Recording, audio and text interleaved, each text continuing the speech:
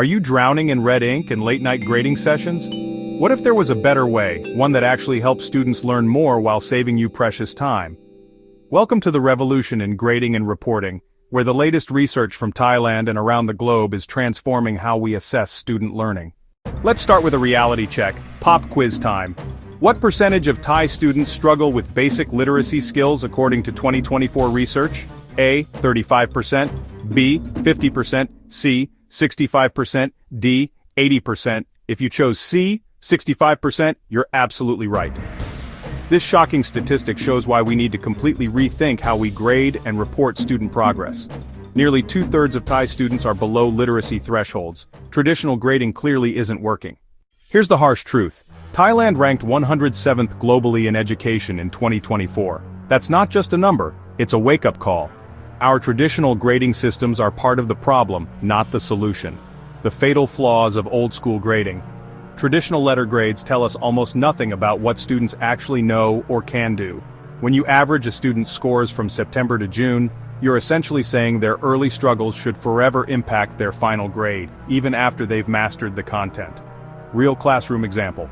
Sarah starts the year struggling with fractions, earning D's in September. By December, she's mastering complex fraction operations. Traditional grading averages her early failures with her current success, giving her a C+.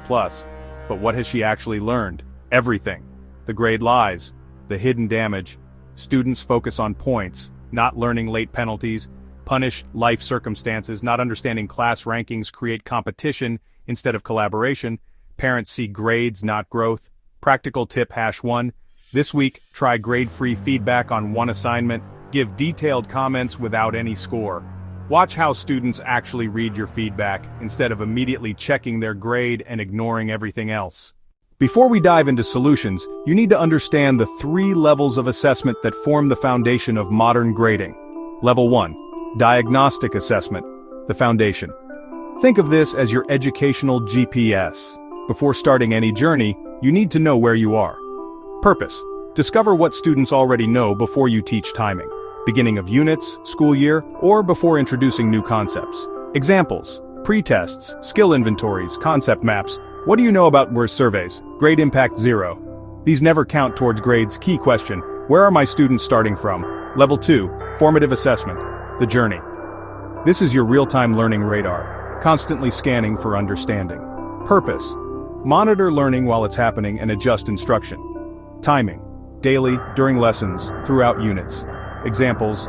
Exit tickets, thumbs up down, peer discussions, quick polls, learning journals, grade impact, minimal to none. Focus is on feedback, not scoring. Key question. How is learning progressing right now? Level 3. Summative assessment. The destination. This is where you measure what students have actually learned after instruction. Purpose. Evaluate mastery at the end of learning periods.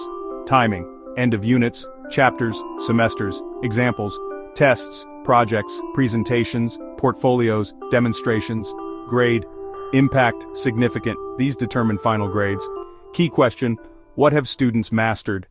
A teacher gives a quick thumbs up, thumbs down check during a math lesson to see who understands the concept. This is an example of A. Diagnostic assessment, B. Formative assessment, C. Summative assessment, D. Comparative assessment, B. Formative assessment. It's happening during instruction to check understanding in real time. Remember, diagnostic =sign before, formative =sign during, summative =sign after learning. Now let's explore the game-changing alternative that's transforming classrooms worldwide. Standards-based grading. What makes standards-based grading different? Instead of mysterious letter grades, students and parents see exactly what skills have been mastered.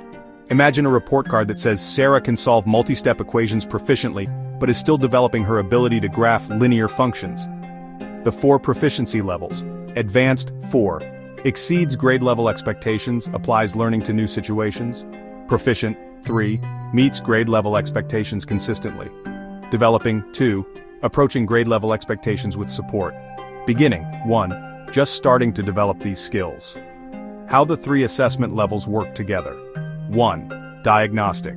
Start each unit by finding out what students already know about the standards you'll teach. 2.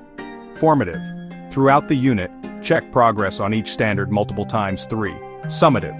At unit's end, assess mastery of each standard. This becomes the grade practical tip #2. Create a learning tracker for students. List your 5 key standards down the left side. Use the 3 assessment types across the top. Students can visually see their growth from diagnostic through formative to summative for each standard.